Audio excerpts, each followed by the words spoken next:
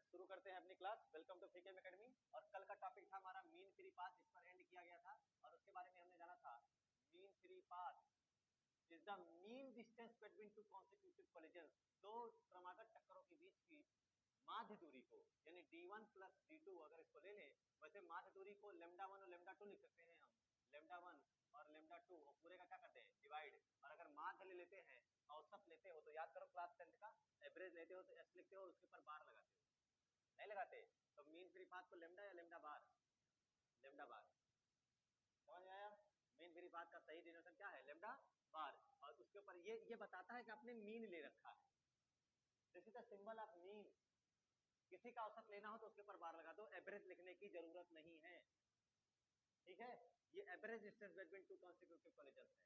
अब mean free path complete होता है और आपका अगला टॉपिक आता है कि मीन फ्री पाथ। अच्छा ध्यान से देखो, आपने कहा कि ये मीन फ्री पाथ कैसे पढ़ा जाता है। ये इलेक्ट्रॉन है और यहाँ पर वो सब डोनर एटम्स बैठे हुए हैं, इनसे टक्कर हुई, λ1 ट्रेवल किया, इनसे टक्कर हुई, λ2। क्या ये इतना रास्ते में फ्री था कि नहीं था।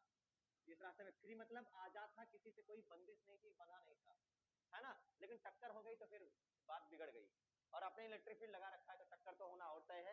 इलेक्ट्रिक फील्ड लगाने के बाद टक्कर बढ़ेगी घटेगी, टक्कर इलेक्ट्रिक फील्ड लगाने के बाद, क्योंकि एनर्जी एक्स्ट्रा दे रहे हो। अभी तक तो आपके पास केवल एक ही एनर्जी थी, थर्मल एजिटेशन, उसमें ऊर्जा, थर्मल एनर्जी थी, और उसके कारण आप थोड़ा बहुत पढ़े थे। अब टक्कर भी बढ़ जाएगी, कोलिजन भी बढ़ जाएगा। और इस हिसाब से मीन फ्री पाथ के बाद आपका जो अगला चीज आता है, जिसे आप कहते हो भाई, यहाँ ध्यान से देखो, यहाँ से यहाँ तक रिलैक्स करने को पाया, मतलब चल तो रहा है लेकिन रिलैक्स इस वजह से है कि किसी से लड़ भिड़ नहीं रहा, टक्कर किसी से नहीं हो रही। तो ये भी हो गया रिलैक्स वाला टाइम, आराम वाला टाइम, लड़ना ही इसका काम है। तो रिलैक्स वाला टाइम ये भी हो गया। और इतनी डिस्टेंस तक तो ये मान लेते हैं टाइम लगा t1, ये टाइम लगा t2। और अगर इन टाइम का भी हम मीन ले लें, औसत ले लें, एवरेज, तो क्योंकि औसत ले लिया गया ना, क्योंकि टाइम सेम सेम इंटरवल होगा कि कम ज्यादा, अलग अलग, सोच के बताओ। सेम सेम टाइम इंटरवल होगा कि इक्वल की अनइक्वल, सोच के बताना इस चीज को। Same equal interval of time की अनइक्वल इंटरवल ऑफ टाइम, सोच के बताना, क्योंकि इलेक्ट्रिक फील्ड भी लगा रखा है। unequal interval of time due to electric field, external electric field is applied on the ends of your conductor। चालक के सिरों के बीच आपने अलग से इलेक्ट्रिक फील्ड लगा रखी है, जिसकी वजह से कभी वो ऐसे चलेंगे और ये दूसरे वाले की पोजीशन एकदम सेट ही नहीं है कि एकदम ठीक बगल ही हो, सेम सेम डिस्टेंस पर हो। और इलेक्ट्रिक फील्ड लगाने के बाद पाथ स्ट्रेट लाइन नहीं होने वाला है कि इक्वल इंटरवल ऑफ टाइम लगे, ठीक है। t1 = t2, ये तब होगा जब आपने कोई फील्ड नहीं लगा रखी है, ये तब हो सकता है।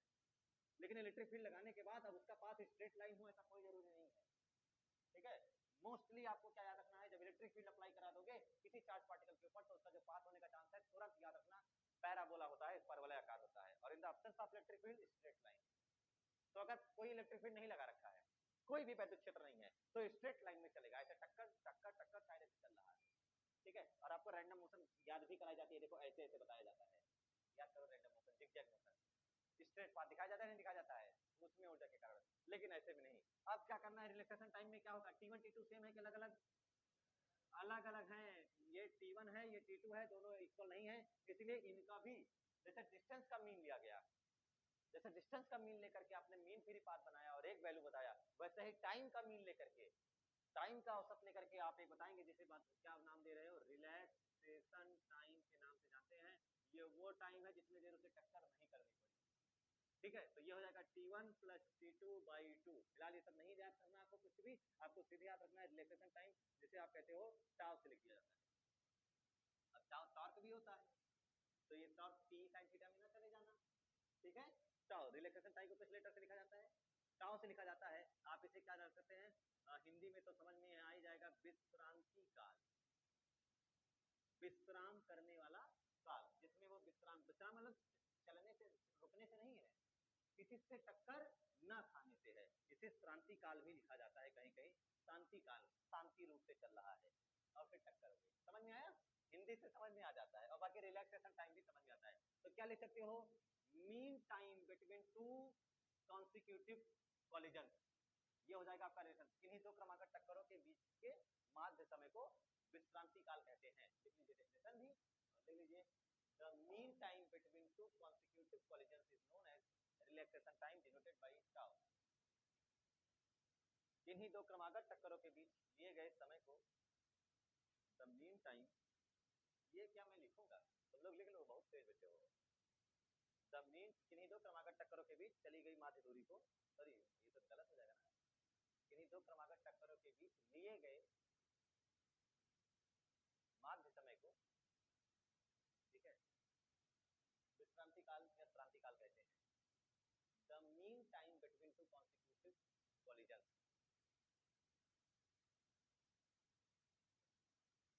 विश्रांति काल कहते हैं।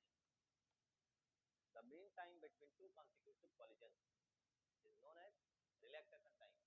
दो क्रमागत टक्करों के बीच के आराम के समय को, आराम का समय, ये आराम का मामला है भाई, और आराम कर रहा है, वही समय आराम का समय है, यही याद रखिएगा, शांति से चल रहे हैं। मिटा रहा जाए, लिख लिया। प्रतीक क्या लिखा, प्रतीक क्या लिखा, टाउ। अब टाउ का ऑर्डर पता कर ले कितना होता होगा, चेक कर ले। समय equal to what is time equal to, समय बराबर दूरी बटे चाल, चाल बटा दूरी, समय बराबर डिस्टेंस अपॉन स्पीड, डिस्टेंस, अरे speed equal to distance upon time भाई, कितना डिस्टेंस ट्रेवल करता है, मीन डिस्टेंस 10⁻⁹, अरे 10⁻⁹, और कितना स्पीड से चलता है, कितनी स्पीड से चलता है, लगभग 10⁵। सॉल्व करोगे तो कितना आएगा, 10⁻⁻14। तो इसका जो ऑर्डर निकल के आया हमें कितना आया, लगभग 10⁻⁴ सेकंड के लिए, इतने सेकंड के लिए वो आराम पाता है, लेकिन फिर तुरंत इतने ही सेकंड बाद तुरंत क्या हो जाती है उसकी, ये मीन टाइम है, और फिर उसकी टक्कर हो जाती है किसी न किसी से। तो this is the order of relaxation time, देख लो, दिस इज ऑर्डर ऑफ, ये रेंज है, ऑर्डर है रिलैक्सेशन टाइम का। हो गया आपका मीन फ्री पाथ। अब अगली चीज को लेकर के चलते हैं, उसको पढ़ लिया जाए।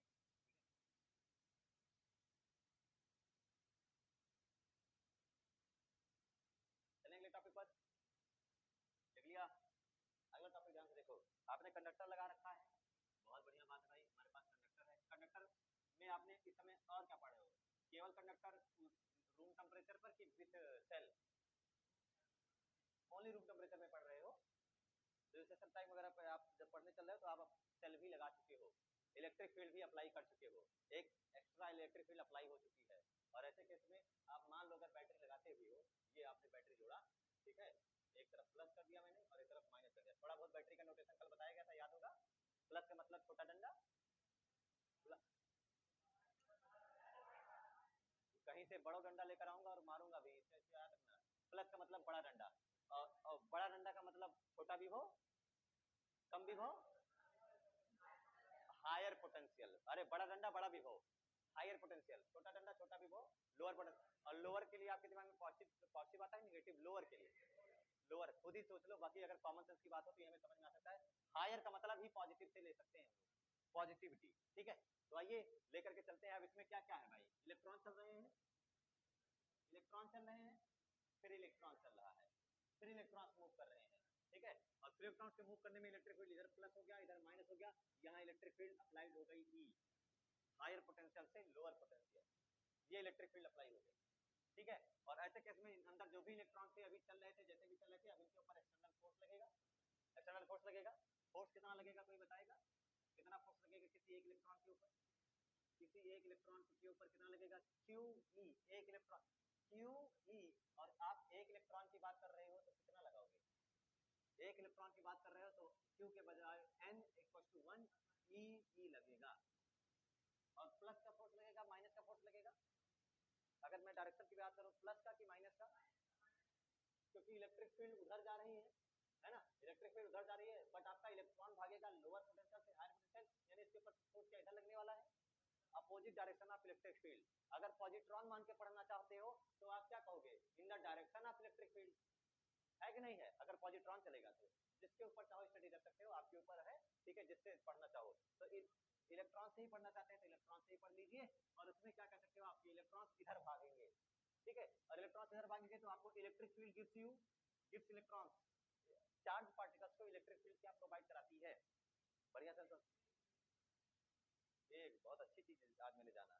और इससे अच्छा क्या बता सकते हो, त्वरण, acceleration, electric field gives acceleration. ये वो चीज है जो चार्ज को क्या क्या देने का काम करती है, एक्सीलरेशन, त्वरण देने का काम करती है। इलेक्ट्रिक फील्ड ऐसी चीज है जो चार्ज पार्टिकल्स को त्वरित गति प्रदान करती है। और वहां से पढ़ाया गया था ई, सबको याद भी होगा शायद, नहीं याद है क्या? ए इक्वल टू क्या आता है, क्यू ई अपॉन एम, या फिर आप अगर एक इलेक्ट्रॉन की बात करते हो तो ई अपॉन एम, पढ़ते नहीं पढ़ते हो? तो ये एक्सीलरेशन, इलेक्ट्रिक फील्ड जो है वो एक्सीलरेशन देने का काम करेगी चार्ज पार्टिकल को। तो अब चार्ज पार्टिकल्स आपको सीधे जैसे चल रहे थे, एवरेज वेलोसिटी शुरू में कितनी आई थी याद करो, जब आप रूम टेम्परेचर पे पढ़ रहे थे तो average velocity zero, average velocity कितनी आई थी, जीरो। क्यों? क्योंकि जहां से चले रूम टेम्परेचर पे वहीं पे जाके टक्कर खा के गिर गए, खत्म हो गया, जहां से चले वहीं पर एवरेज वेलोसिटी जीरो हो गई। या फिर आप कहो जितना पॉजिटिव इधर भागा उतना ही निगेटिव इधर भागा होगा, इसलिए सब काम खत्म हो गया। तो रूम टेम्परेचर पे सारी बात बराबर हो गई, कोई बात ही नहीं कर पाए। तो लेकिन अब आपने इलेक्ट्रिक फील्ड लगा रखी है, अब तो इनके अंदर एक्सीलरेशन आएगा नहीं आएगा? अब सोचो तो यहाँ से चलेगा लगातार, उसकी एक्सीलरेशन का मतलब अब इलेक्ट्रिक फील्ड क्या लगातार ये किधर भागेगा, हायर पोटेंशियल की तरफ। कहां से? यहाँ से मान लो यहाँ से लेकर के चलते हैं, अब इसकी जर्नी यहाँ से शुरू कराते हैं, ये लगातार भागेगा इधर की ओर भागता रहेगा। और खुद ही सोचो जितना उसके पास जाएगा क्या एक्सीलरेशन बढ़ता हुआ जाएगा? क्या ये पॉसिबल है लगातार एक्सीलरेशन बढ़ना या नहीं? सोच के बताओ, क्या लगातार इसका एक्सेलरेशन से बढ़ता जाएगा और क्या बहुत रफ्तार पा लेगा? सोचने वाली बात नहीं है। क्या ये रफ्तार बहुत तेज हो जाएगी इसकी वहां तक पहुंचते पहुंचते, और उसके बाद बहुत तेजी से आएगा, फिर घूमेगा, फिर यहाँ आएगा, फिर ऐसे, ऐसा है कि नहीं है? क्या ये वाकई में संभव है? नो। क्यों संभव नहीं है? क्योंकि यहाँ पर बैठा हुआ है डोनर एटम। जैसे ये एक्सेलरेशन पाया थोड़ा सा, और थोड़ा सा से बढ़ा, और थोड़ा जैसे बढ़ा तुरंत धड़ाक से टक्कर हुई किससे? डोनर एटम से। और सारी एनर्जी खर्चा, सारा एक्सेलरेशन शून्य, सारी एनर्जी खत्म। फिर ये अब ये नहीं है कि वो पुराना एक्सेलरेशन इकट्ठा करके रखा है और अगले बार में उसको जोड़ के चलाएगा, पुराना एक्सेलरेशन जीरो, भूल गया, अपने इस खिसकने वाली चीज को भूल करके, पुराना अपनी हिस्ट्री डेटा भुला करके वो नए से शुरुआत करता है और फिर कहता है अच्छा इलेक्ट्रिक फील्ड लगी है जागो चलो, और फिर वो भागता है, जैसे भागता है फिर अगले ही सेकंड पे कौन मिल गया? डोनर एटम, और फिर टक्कर हो गई। अब बताओ इसका एक्सेलरेशन लगातार बढ़ेगा कि या कांस्टेंट रहने वाला है? हाँ, लेकिन जैसे जैसे क्लोज जाएगा दिमाग में क्या रहा था, एक्सेलरेशन तो लगातार बढ़ता ही रहेगा। लेकिन अभी क्या पता चला कि जैसे ये आगे बढ़ेगा फिर इससे टक्कर होगी, फिर इससे इसकी टक्कर होगी, फिर इससे, अच्छा लगातार ये टक्कर करता हुआ जाएगा, और टक्कर करता हुआ जाएगा तो जो भी एनर्जी ये पाएगा, जो भी एक्सेलरेशन पाएगा, ये अपनी एनर्जी टक्कर में खर्चा करेगा, फिर अपनी एनर्जी किस में खर्चा करेगा? टक्कर में लगातार खर्चा करेगा, तो एनर्जी तो लॉस हो रही है, एनर्जी क्या हो रही है? लॉस। अब ये जो टक्कर में एनर्जी लॉस कर रहा है, टक्कर में, कॉलिजन में, टक्कर में जो लॉस हो रही है एनर्जी की, ठीक है, लॉस हो रही है एनर्जी, वो किसके रूप में मिलेगी? लॉस हो रही है एनर्जी, एनर्जी वो मिलती है आपको हीट के रूप में, ऊष्मा के रूप में। किसके रूप में? ऊष्मा के रूप में। तार में बैटरी को, तो बैटरी से तार को जोड़ दो, चल से जोड़ा गया है यहाँ पर, चल से तार को जोड़ दो, उसके बाद आप तार को अगर टच करो, इंसुलेटर पे अगर स्टैंड है तो आपको तार गर्म महसूस होगा। उसका रीजन क्या है? उसका रीजन क्या है कि सर अंदर जो है वो फ्री इलेक्ट्रॉन्स लगातार डोनर एटम से लड़ रहे हैं, रजिस्ट कर रहे हैं, ठोकर खा के आगे निकल रहे हैं वो, और इसी वजह से तार क्या हो जाता है? गर्म हो जाता है। बात समझ आई? उसके हीट, मतलब उसके अंदर हीट एनर्जी कैसे आ रही है? क्योंकि जो भी आप अलग से एनर्जी लगा के रखे हैं वो एनर्जी वो सब कंज्यूम कर ले रहे हैं। तो ये हो गया आपके बारे में। अब बताओ वो एक्सीलरेशन कितनी देर के लिए पाता है? पूरे रास्ते भर पाता रहता है क्या सेम एक्सीलरेशन, या हर बार एक्सीलरेशन जीरो से फिर बढ़ता है? टक्कर हुआ, खत्म हो गया, सारा वेलोसिटी जीरो हो गया, सारी दुनिया खत्म हो गई, उसके बाद फिर से शुरू करता है और फिर से बढ़ता है, फिर से जीरो। यानी एक्सीलरेशन के बारे में अगर मैं बताऊं तो इसका ऐसे होता है, ऐसे होता रहता है, ऐसे होता रहता है, और ये जीरो है, बढ़ता है फिर जीरो होता है, बढ़ता है फिर जीरो होता है, डायरेक्ट ऐसे इंक्रीज हुआ और इंक्रीज, मतलब ऐसे तो नहीं ग्राफ नहीं होगा, डायरेक्ट इसको जीरो कराना है ना, ऐसे जा रहा था तुरंत जीरो हो गया, फिर ऐसे, फिर पता नहीं कैसे जागा, फिर ऐसे जा रहा था फिर जीरो हो गया, लगातार ऐसे जीरो होता रहता है तुरंत। 2 मीटर पर, मान लो 2 मीटर पर सेकंड इसका एक्सेलरेशन पाया, तुरंत खत्म हो गया, टक्कर होगी ना तुरंत में। कितने देर में टक्कर हो रही है? मीन फ्री पाथ 10⁻⁹ -9 टाइम उतना है, बट -9 मीटर की डिस्टेंस में टक्कर हो रही है। तो एक्सेलरेशन बताओ आपको, अब बताओ निकलने वाली वेलोसिटी बहुत ज्यादा होगी बहुत कम होगी? बताइए।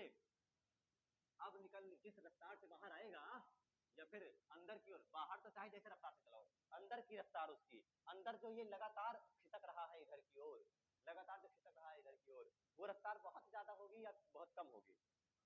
बहुत कम इसलिए भी हो सकती है क्योंकि लगातार बहुत ही पास पास से सब बैठे हैं और बढ़ने ही नहीं दे रहे हैं। यानी ये जो वेलोसिटी है, अब इस वेलोसिटी का नाम दिया गया क्योंकि इलेक्ट्रिक फील्ड लगाने पर, अब खुद से देखो इलेक्ट्रिक फील्ड लगाने पर ये सब खिसकना चालू हुए। सारे नेगेटिव क्या उधर भागेंगे कि नहीं भागेंगे? सारे नेगेटिव उधर भागेंगे। तो ऐसे केस में क्या होगा, जब नेगेटिव उधर भागने लगे अब खिसक खिसक के आगे चल रहे हैं, ऐसा तो ना खिसक खिसक के ऐसे जीरो फिर जीरो, नहीं कहोगे खिसक खिसक के, खिसकने वाली ही वेलोसिटी तो है ये कि लगातार एक समान चलने वाली है। लेकिन हम उसको एक समान अभी बना देंगे, क्यों? जानबूझ के डेफिनेशन को आसान करने के लिए। तो इसी चीज को कहा गया क्योंकि ये खिसक खिसक के चलने वाली है। कभी साइकिल चलाते हुए ब्रेक मारे हो, साइकिल का चक्का स्लिप किया है? खिसका है नहीं, इसे खिसकना कहते हैं। क्या कहते हैं इसको? और एक टाइम के बाद वो रुक जाता है, वेलोसिटी जीरो हो जाती है। ऐसे इनका नहीं हो रहा, देखो थोड़ा सा खिसके टक्कर हुई रुक गए, फिर खिसके टक्कर हुई तो रुक गए। और इसके लिए कहा, इसके लिए वर्ड यूज किया जाता है अंग्रेजी में ड्रिफ्ट। ठीक है, क्या चीज बोलते हैं इसको? ड्रिफ्ट बोला जाता है। और इसे बोला जाता है अपवाह। अपवाह, ठीक है, अपवाह मतलब खिसकना हो जाना। या फिर इसे कहा जाता है अनुगमन। अनुगमन, अनुगमन। और आप पढ़ने वाले हो ड्रिफ्ट वेलोसिटी, ये इतनी देर में जो पढ़ाया वो उसी के बारे में था। अपवाह वेग या अनुगमन वेग के नाम से जानते हैं। क्या है अनुगमन वेग, क्या है अपवाह वेग, क्या समझ में आया इतनी देर में? अनुगमन वेग, अपवाह वेग कैसा वेग है? एक बहुत ही कांस्टेंट और बहुत ही छोटा सा, क्योंकि डिस्टेंस भी कम है और टाइम बहुत कम है। टाइम बहुत कम है, 10⁻⁻14 इतना है, और डिस्टेंस भी 10⁻⁹ और स्पीड भी बहुत ज्यादा है, 10 लगभग 5 मीटर पर सेकेंड। तो जब लगातार, और आपने इलेक्ट्रिक फील्ड एडिशनल लगा रखी है, उस लगाने के बाद ये खिसकना शुरू होता है, और खिसकना शुरू होता है, थोड़ा सा आगे बढ़ा, थोड़ा सा आगे बढ़ा। इलेक्ट्रिक फील्ड की डायरेक्शन में इलेक्ट्रॉन चल रहा है कि अपोजिट डायरेक्शन में? जितने भी मुक्त इलेक्ट्रॉन है वो इलेक्ट्रिक फील्ड के अपोजिट डायरेक्शन में क्या बहुत तगड़ा वेग पाएंगे, लगातार बढ़ने वाला वेग, या फिर हमेशा जीरो हो जाने वाला? हमेशा जीरो देना। एवरेज अगर निकाल के कैलकुलेट करके बता दे तो कहा जाता है बहुत ही कांस्टेंट और बहुत ही छोटा सा सूक्ष्म वेग पाते हैं, जिसकी वैल्यू लगभग लिखी जाती है 0.0001 मीटर पर सेकेंड। इसका मतलब हो गया लगभग 10⁻⁻4 मीटर पर सेकेंड, लगभग इनका ऑर्डर होता है। 10⁻³ -4 लिखा मिलता है। ठीक है, इतनी रफ्तार वो पाएंगे किसकी डायरेक्शन में? इलेक्ट्रिक फील्ड की अपोजिट डायरेक्शन में पाएंगे, और वो उस रफ्तार से चलने लगते हैं। इस कांस्टेंट स्मॉल वेलोसिटी को कहा जाता है drift velocity for free electrons. If external electric field is applied on the ends of the conductor, अगर चालक के सिरों के बीच आपने वैद्युत क्षेत्र लगा दिया तो इलेक्ट्रॉन सब इधर मूव करने लग जाएंगे। ये कॉमन सी बात है, नहीं बात है? और कॉमन सी बात है, तो अगर मूव करेंगे तो रास्ते में टक्कर भी होगी, टक्कर होगी तो एनर्जी लॉस करेंगे, एनर्जी लॉस करेंगे तो क्या हीट निकलेगी? नहीं निकलेगी हीट, हीट निकलेगी। और ये लगातार चल रहे हैं तो उसको क्या कहा जाएगा? चले रुक गए, चले रुक गए, चले रुक गए, खिसक खिसक के रास्ते वाले। अच्छा, लगातार ऐसे चलना तो लगातार चलना कहलाएगा, लेकिन चले रुके ये कैसे आ रहे हो? ये कैसे? इसे खिसकना कहते हैं, और इसे खिसकने को क्या नाम दिया गया? ड्रिफ्ट, खिसकना, स्लाइड मारना। और इसको कहा जाता है अपवाह या फिर अनुगमन। अनुगमन का मतलब हो गया कि वैद्युत क्षेत्र के अनुदिश नहीं चल रहे। अगर पॉजिटिव मान लो तो वैद्युत क्षेत्र के अनुदिश गमन करेंगे। अगर पॉजिटिव होता, सोचो अगर पॉजिटिव होता तो क्या इधर भागता?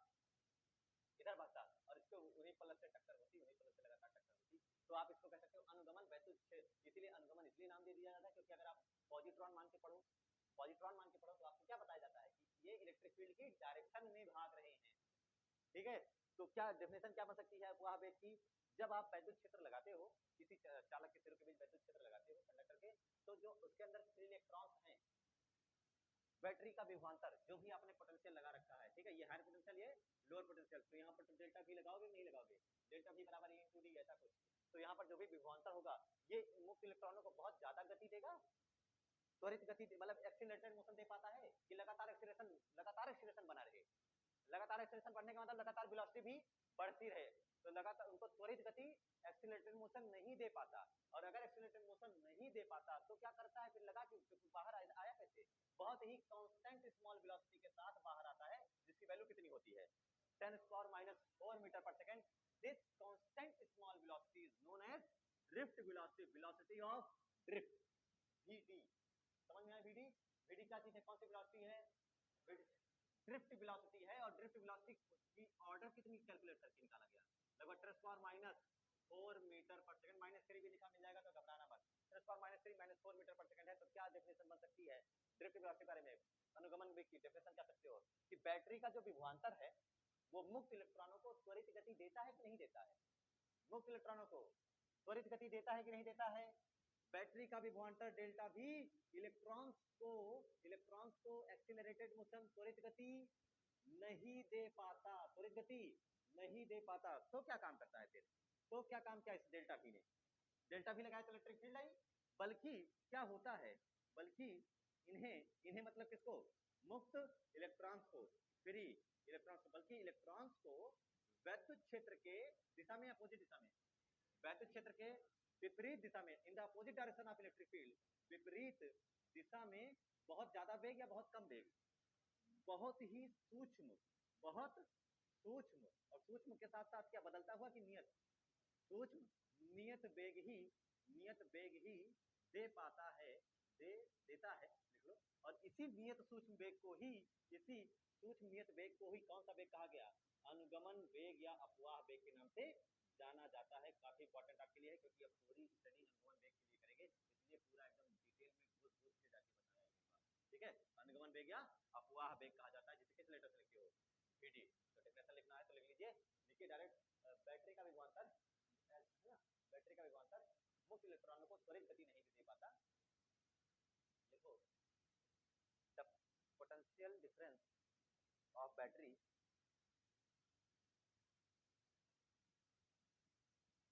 बैटरी का विभवांतर इलेक्ट्रॉनों को त्वरित गति नहीं दे पाता। The potential difference of battery या सेल, जो लिखना does not, does not provide accelerated motion to free electrons, does not provide accelerated motion to free electrons, मुक्त इलेक्ट्रॉनों को त्वरित गति नहीं दे पाता, बल्कि बट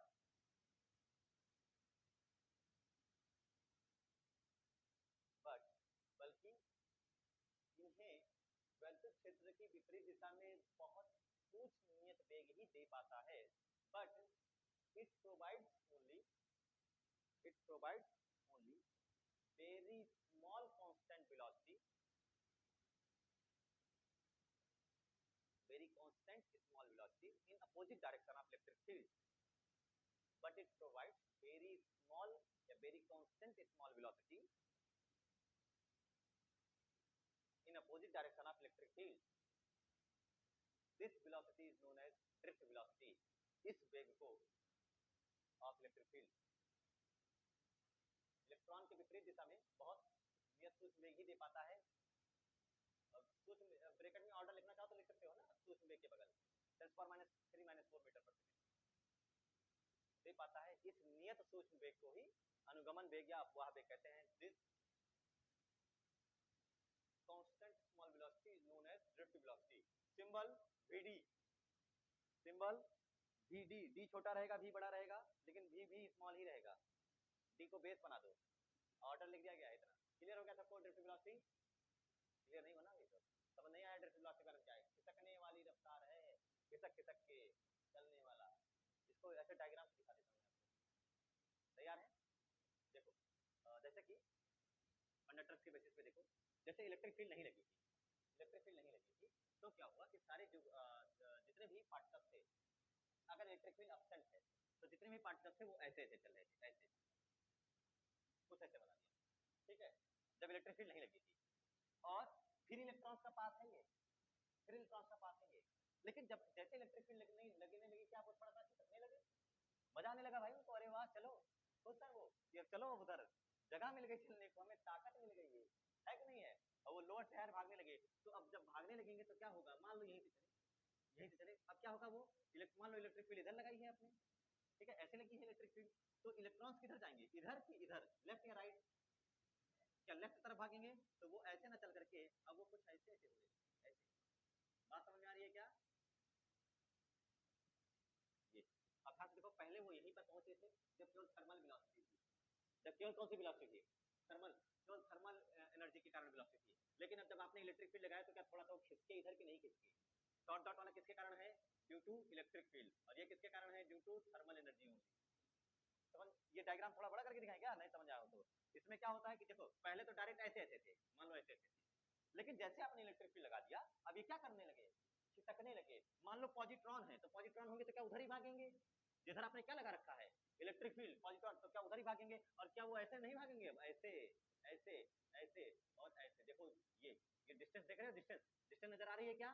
अभी पहले यहीं पर थे, लेकिन अब क्या थोड़ा सा फील्ड लगने के बाद क्या वो खिसक गए हैं थोड़ा सा आगे, और ये खिसकना उनको धीरे धीरे आगे लेकर के जाएगा।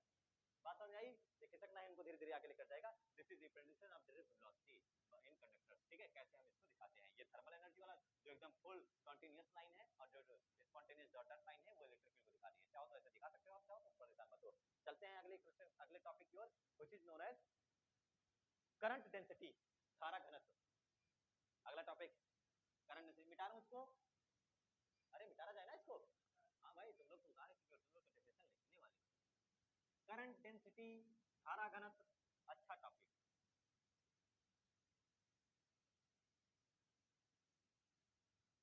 ये मिटा रहा है, ये बना लोगे तुम लोग? अच्छा, तुम लोगों को ड्रिफ्ट वेलोसिटी एक्सप्लेन करना हो तो क्या करो, ऐसे करो, ऐसे ऐसे ऐसे ऐसे बनाओ। और ये सर देखो, जब थर्मल एनर्जी थी और अब ड्रिफ्ट वेलोसिटी बना दिया, तो हमने क्या किया, इलेक्ट्रिक फील्ड लगा दिया और पॉजिट्रॉन लेकर, क्योंकि तुम लोग हो सकता है इलेक्ट्रॉन लेकर के गुमराह हो जाओ, तुम कहते हो हम पॉजिट्रॉन लेकर के चलेंगे, इलेक्ट्रिक फील्ड ऐसे लगा रखा है। तो देखो, ये देखो खिसकने लगे, ये मौज आ रही है, ये देखो खिसकने लगे। और ये इस हिसाब से देखो, ये पहले यहीं पर थे, लेकिन अब खिसक के इलेक्ट्रिक फील्ड लगाने के बाद क्या थोड़ा सा आगे बढ़े, नहीं बढ़े? This is known as drifting, खिसकना। ठीक है, ड्रिफ्ट एक सॉन्ग भी है, पता नहीं ड्रिफ्ट करके। ठीक है, पहले एक सिंगर मशहूर हुए थे काका नाम करके। ठीक है, वो बिगी बिगी बिलियां की करेंगी वाले याद आया? हाँ, तो वही वो, अब तो सॉन्ग ही रिलीज नहीं कर रहे हैं, बहुत बढ़िया बढ़िया, लेकिन वो सॉन्ग उस समय तो ऐसा वायरल हो गए वो। ठीक है, और वो भी सोचो बिना किसी के सपोर्ट के, डेडिकेशन देखो, म्यूजिक के प्रति इतना लगाओ। ठीक है, उनके पैरों की कोई धूल भी नहीं हो तुम लोग। ठीक है, उनके पैरों की कोई धूल भी नहीं हो, जितनी पब्लिसिटी फेमसिटी उनको मिल गई है, कोई उनके पैरों की धूल भी नहीं है। ठीक है, ड्रिफ्ट वेलोसिटी था, उसके बाद अगला टॉपिक है करंट डेंसिटी, धारा घनत्व। करंट डेंसिटी, अच्छा करंट डेंसिटी सब सुनने में क्या लग रहा है, डेफिनेशन क्या होनी चाहिए? करंट कितनी डेंसर डेंसर है? अरे भाई, और क्या? एरिया चार्ज डेंसिटी, एरिया में कितना चार्ज फैला फैला है।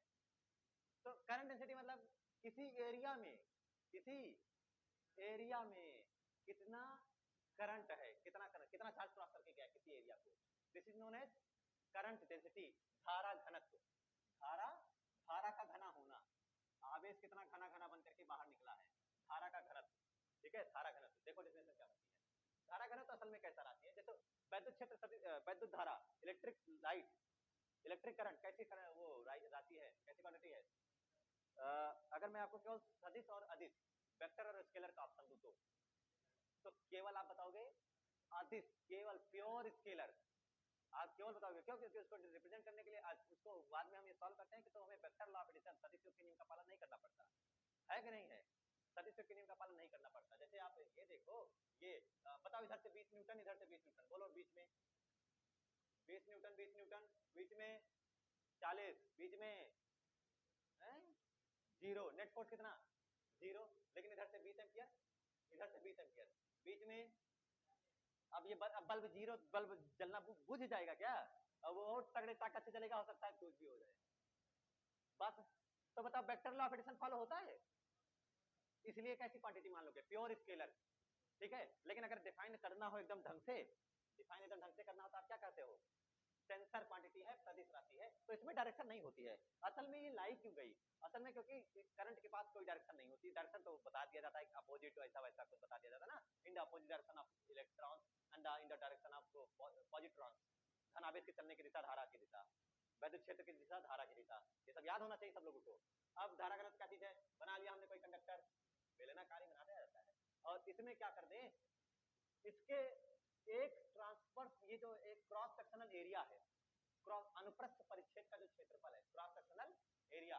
ठीक है, उस क्रॉस सेक्शनल एरिया से जो जितना भी करंट पास करके चला जाए, मान लो ये है आपका ए एरिया, इस क्रॉस सेक्शनल, इस अनुप्रस्थ कांट से जितनी धारा पास करके जाए, वो भी धारा जाए कैसे?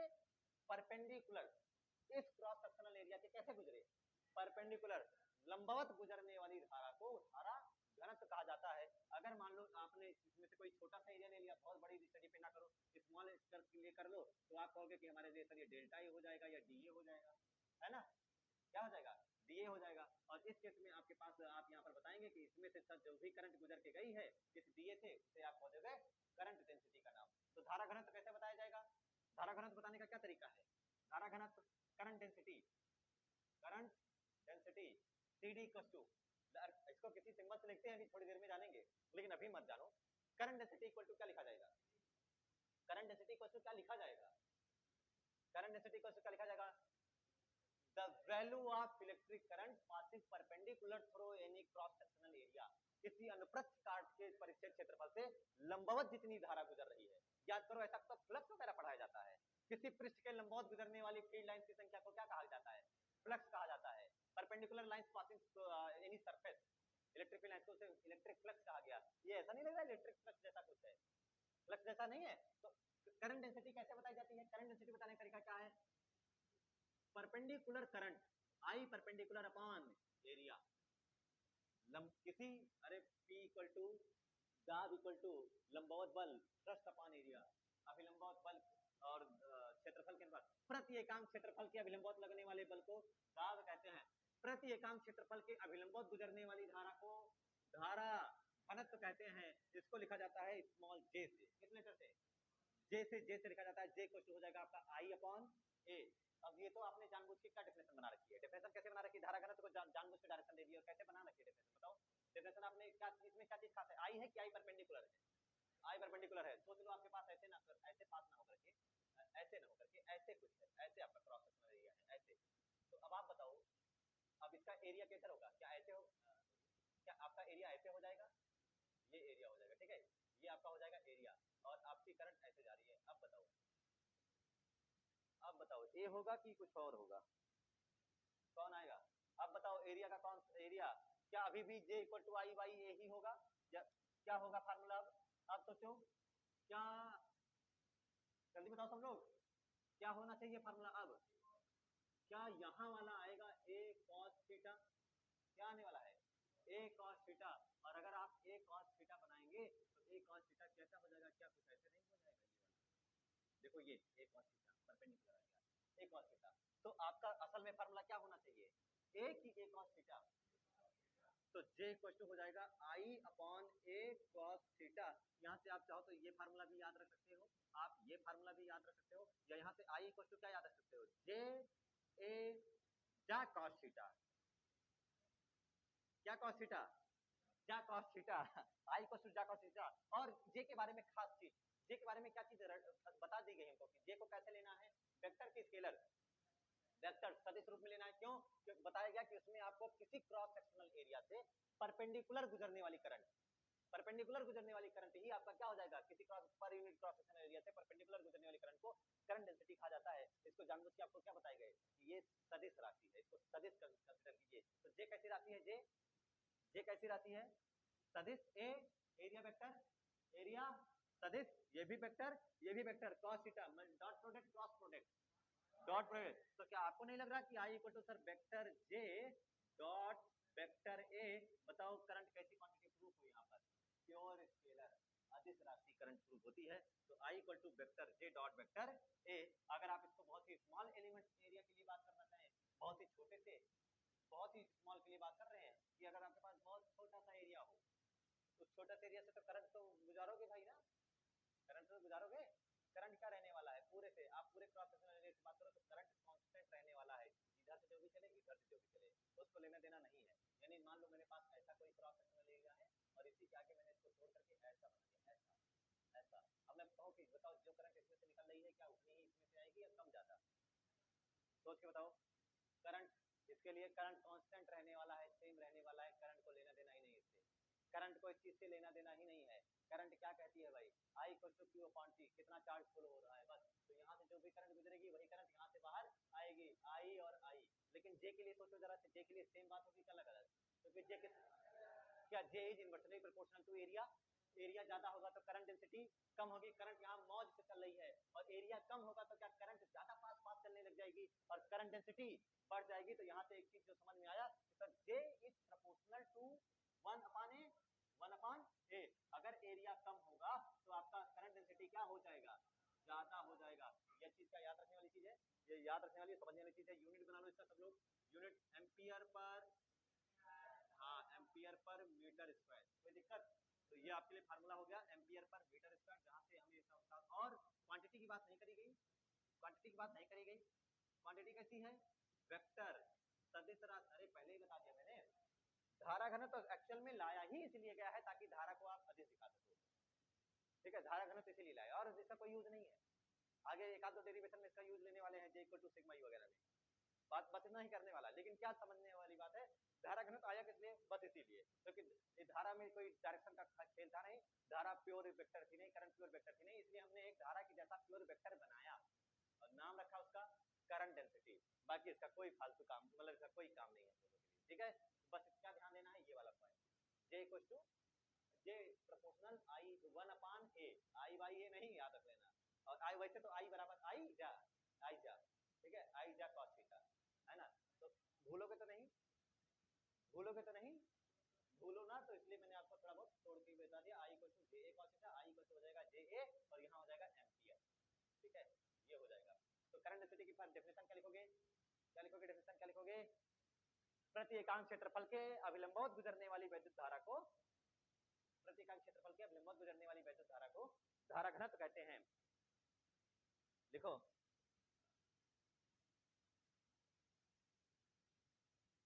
The electric current passing, the electric current passing perpendicularly, passing perpendicularly through a unit cross sectional area, through a unit cross sectional area is known as current density, is known as current density, is known as current density.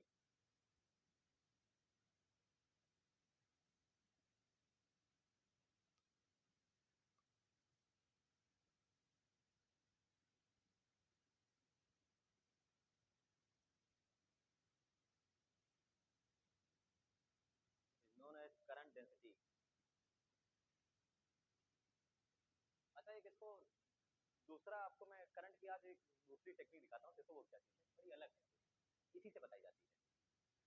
जैसे आप मान लो कि आपके पास कोई ऐसा cross sectional screen ना हो ऐसे कुछ, तो आप लोग उसमें से जानते हो, सबको तोड़ना आता है ना, डीए ले लेते हो, डीएक्स ले लेते हो, अच्छा करके छोटा बना लेते हैं और उसमें से गुजरने वाले को कांस्टेंट करा देते हैं, ये हमारे हाथ में है। तो ऐसे केस में अगर हमारे पास, अच्छा करंट डेंसिटी डिपेंड करती है एरिया पर, करंट डेंसिटी किस पे डिपेंड करती है? वो एरिया पे, उसको लेना नहीं करंट से। अच्छा, करंट और करंट डेंसिटी में डिफरेंस क्या बता सकते हो? क्या यही बताओगे करंट सर स्केलर है और एरिया करंट डेंसिटी वेक्टर है, क्या यही बताओगे? ये मूर्खता हो जाएगी। कुछ और खास बात, करंट और करंट डेंसिटी को लेकर के सबसे बेसिक और सबसे मेजर पॉइंट जैसे बताओगे कि करंट जो है, करंट वो पूरे कंडक्टर की प्रॉपर्टी बताई जा सकती है। कंडक्टर, पूरे कंडक्टर में यहां भी आई, यहां भी आई, यहाँ J1 होगा और यहाँ J2 होगा अलग अलग, तो वो किसी पॉइंट, किसी स्पेशल पॉइंट की प्रॉपर्टी है। कौन? Current density. करंट डेंसिटी दोनों करंट दोनों कंडक्टर की ही प्रॉपर्टी है, कंडक्टर में अगर चार्ज फ्लो हो रहा है तो। लेकिन करंट के बारे में बताते हैं कि वो मैक्रोस्कोपिक प्रॉपर्टी है, बड़े स्थूल गुण है, बड़ा प्रॉपर, बहुत हैवी, मतलब हम उसके बहुत बड़े लेवल पे बात करते हैं, लार्ज लेवल, लार्ज स्केल पे बात करते हैं तो करंट। बट अगर स्मॉल स्केल पे जाकर के बात करना हो तो आपको करंट डेंसिटी बतानी पड़ेगी, जो कि स्मॉल स्केल से होता है। तो आप क्या कह सकते हैं, करंट डेंसिटी हर जगह सेम रहने वाली है कि अलग अलग हो सकती है? करंट डेंसिटी हर पॉइंट पर अलग अलग हो सकती है, सेम नहीं हो सकती है। इसलिए क्या याद रख सकते हैं, J is a property at a point and J is a property, property current density किसी एक बिंदु का गुण है, किसी एक विशेष जगह का गुण है। यहाँ का विशेष गुण मैंने बताया है, J equal to I by A, किसी एक स्पेशल पॉइंट पर। J is a property at a point, at a special point, of point, or you can say microscopic है ये, माइक्रोस्कोपिक या माइक्रो प्रॉपर्टी है ना, माइक्रो प्रॉपर्टी, फालतू परेशान नहीं होते। लेकिन आई के बारे में क्या सवाल है, I is a property for whole तार, पूरे तार के लिए, पूरे तार के लिए हम करंट, अब भाई हाथ से चलाओगे वो इतना बोले 2 एम्पियर जा रही, देखो 2 एम्पियर जा रही, पूरा ऐसे से बात करोगे, तार को घुमा दिया 2 एम्पियर, तार को ऐड दिया 2 एम्पियर, तो 2 ही एम्पियर जा रही है, बात समझ आ रही है क्या? तो उसके लिए हम क्या बात करते हैं, current is a property of whole wire या whole conductor, a property of, whole conductor, पूरे चालक का गुण होता है कंडक्टर, ठीक है। जो धारा है वो पूरे चालक का गुण होता है, इसे आप बोल सकते हो ये मैक्रो है, मैक्रो, माइक्रो और मैक्रो। माइक्रो मतलब छोटा, मैक्रो मतलब थोड़ा सा बड़ा, मैक्रो प्रॉपर्टी, ठीक है। स्थूल ये सूक्ष्म गुण है, ये स्थूल गुण है, ऐसे याद रख सकते हो। बहुत अच्छा सा डिफरेंस ये पूछा जा सकता है कभी कभी, तो नहीं पूछेंगे मुझे तो यही लगता है, बट ये हमें कॉमन पॉइंट पता होना चाहिए। Current density is a property of A point, special point की प्रॉपर्टी है, लेकिन करंट स्पेशल पॉइंट की प्रॉपर्टी नहीं है, वो तो पूरे रास्ते भर की प्रॉपर्टी है। जहां रहोगे 2 एम्पियर, जहां रहोगे 2 एम्पियर, ठीक है। यहाँ से हम लोग अगर देखना चाहें तो मान लो आपके पास आपका एरिया वगैरह कम ज्यादा हो, ऐसा कुछ हो, तो अगर मान ले J is a function of area दिया गया हो, तो लिखा जाता है आई इक्वल टू, यहाँ से देखना, आई इक्वल टू लिखा जाता है इंटीग्रेशन, खुद ही देखो, आई इक्वल टू, अगर आपको जे पता हो, ए पता हो, तो क्या आई निकल जाएगा। और अगर आपका एरिया बहुत छोटा हो और आपको पूरे के लिए बताना हो करंट, तो आप क्या करोगे, J is a function of area अगर पता होगा तो आप लिख सकते हैं I equal to J dot D A, क्या लगा सकते हो, I equal to J dot, और वो भी इंटीग्रेशन समाकलन करने के साथ साथ। आपको नहीं लग रहा है कि ये कुछ ई डॉट डी ए जैसा लग रहा है। What is E dot D A, integration E dot D A, what is integration E dot D A, flux, विद्युत क्षेत्र इनटू डी ए, वो ईडीएल भी ही होता है बेटा, ठीक है, भागो मत। जेडीए, जेडीए जड़ा, जड़ा बराबर करंट, करंट अगर किसी को छू ले तो कहने जड़ दिया आज उसको, जड़ा दिया करंट से, समझ में आते। जे डॉट डी अगर मैं लिख रहा हूँ, जे डॉट डी ए, इससे क्या पता चलता है कि हमने करंट क्या बता रहा है, ध्यान से देखो, current is the flux of, वैसे धारा की नई डेफिनेशन बता रहा हूँ मैं, ध्यान से सुनना, current is the flux of current density. अगर आप धारा घनत्व का फ्लक्स ले लेते हैं तो उसे क्या कह देते हैं, धारा। जैसे ध्यान से देखो, आपको फ्लक्स बताना रहता था तो क्या बताते थे, ई डॉट डी ए और इंटीग्रेशन लगा देते थे। तो वैद्युत क्षेत्र का अगर आप फ्लक्स निकालते थे तो वही आपका वैद्युत फ्लक्स हो जाता है, जिसका फ्लक्स निकालो। धारा घनत्व का फ्लक्स निकालोगे तो क्या हो जाएगी, धारा। तो धारा, धारा के किसे कहते हैं, धारा क्या है, दूसरी डिफिनेशन अगर बनाना चाहे तो धारा जो है वो धारा घनत्व का फ्लक्स होता है। Current is a flux of current density, ठीक है। तो ये करंट की आपके लिए नई डेफिनेशन क्या हो सकती है आपकी, मतलब मान लो अगर मुझे पेपर पेपर बनाना हो तो मैं ऐसे सब बनाऊंगा छोटे छोटे पॉइंट को लेकर के, क्या current is flux of current density, current density का जो फ्लक्स होगा उसी को कहा जाता है करंट। तो करंट की डेफिनेशन आज आपने अलग बताया। अब क्या बताओगे, कोई पूछेगा तो आवेश प्रवाह के समय दर को विद्युत धारा नहीं कहते हैं, नहीं लेना, उसका मजा लेना होगा, उसको उड़ा देना होगा, नॉकआउट कर देना होगा, तो ये बता, वो सोचेगा घर जाकर के कि आज का बताएं, तुरंत मोबाइल पर ना सर्च करने को विवश हो जाएगा, तो कहना ये मेरी प्रॉपर्टी, मेरी गारंटी है। आज के लिए इतना ही, ठीक है। शुरू करेंगे कल हम ओम्स लॉ, और ओम्स लॉ सब लोग पढ़ के आइएगा, मिलते हैं कल फिर। तब तक के लिए ओके बाय, तब तक नोट्स बनाते रहिए, रिवीजन करते रहिए, लाइक शेयर सब्सक्राइब रुकना नहीं चाहिए। धन्यवाद, मन लगा के पढ़ो।